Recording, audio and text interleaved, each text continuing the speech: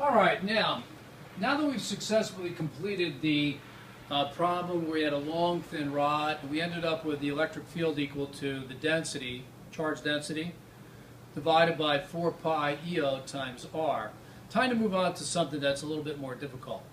All right, now, in this case, after we've learned the proof from that one, used a half a sheet of paper and taken it in class, now it's time to do this one. Now, this one is a loop of charge.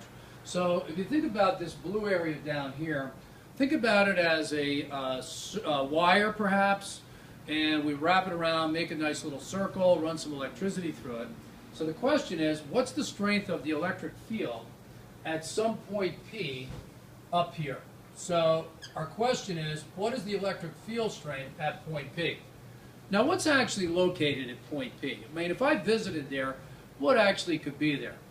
Could I temporarily put my little test charge in there out of its little test charge case, put it at point P, I could temporarily leave it there, but as soon as I put that back in my pocket, what's at point P?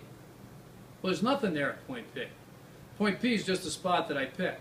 Now, I want to try to make it a little easier for us, so I put point P directly right over the top of the loop. So if we look down on it, it's centered right in that loop, so they won't get any electric fields on some weird angles or something like that. So if I look down at it, I'd be standing right over the loop. All right, now we're going to handle this problem exactly like we did the last one, except it has a couple little tricky parts to it that we haven't seen before. All right, now when we look at this particular problem, all right, what I'm going to do is break this down into little segments. So last time I used little DXs. We can call them whatever we want. I'm going to call it this time little segments, little DSs. So what I'm going to do is take the ring, I'm going to chop it down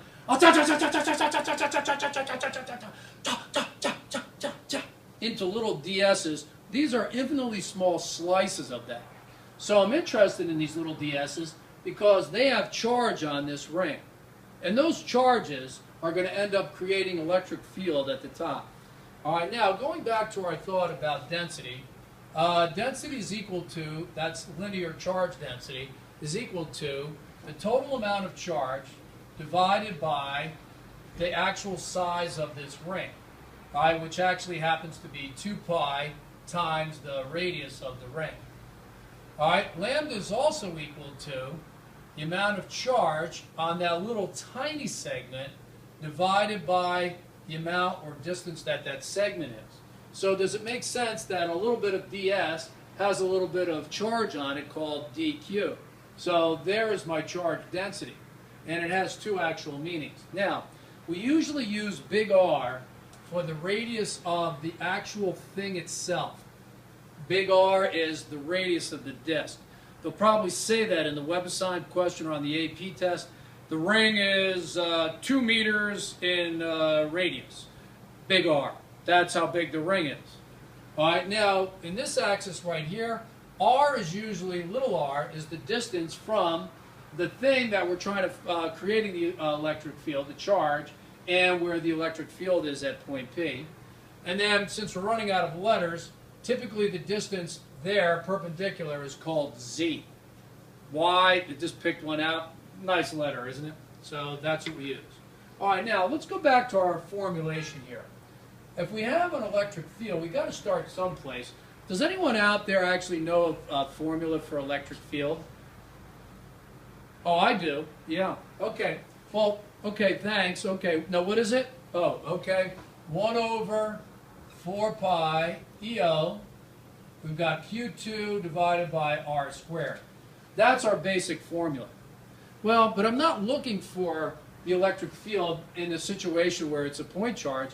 Aren't these things into, it's a ring. So we've got ourselves a situation where this thing is actually an entire object, this nice little ring. It's not a point charge, so therefore we cannot use that formula entirely.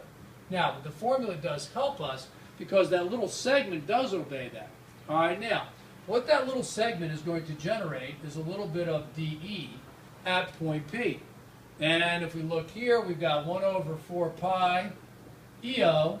And instead of writing Q2, the entire ring itself, I'm going to write down dQ, which is the amount of charge that this little segment ds is contributing, and then it's divided by r squared. Now r squared, let's take a look, is the distance from ds up to where point P is, where I'm checking for the electric field. So that's looking just mighty fine. All right, now, let's take a look and see if we can make some improvements here. So we've got lambda dq is equal to dq divided by ds. All right, let's solve this for dq so we can use the density and this little segment ds. ds is actually an interesting thing because it's just a little piece of that whole ring. So let's make our substitution just like we've done before. So dE is going to be equal to 1 over 4 pi EO. And instead of writing dq, I'm going to put lambda ds divided by r squared, like so. All right, and that makes sense. All right, now, let's take a look at this particular triangle right here.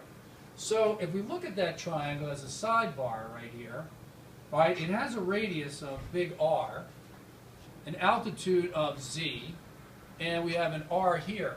So the question is, well, what is r squared equal to? Well, using the Pythagorean theorem, we end up with z squared plus big R squared. Isn't that equal to little r squared? So it's a squared plus b squared equals c squared. All right, I can now take r squared and replace it with z squared plus big R squared.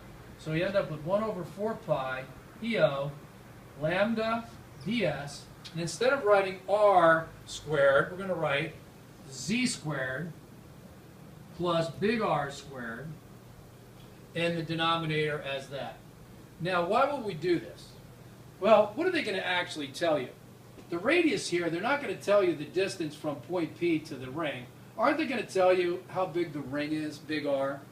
And they might say, hey, it's some distance above the ring, 3 meters from the center of the ring out to point P. What are they going to give you? They're going to give you Z and big R. They're not going to give you little r. So when the problem is done, we've got to make this kind of little bit of a conversion.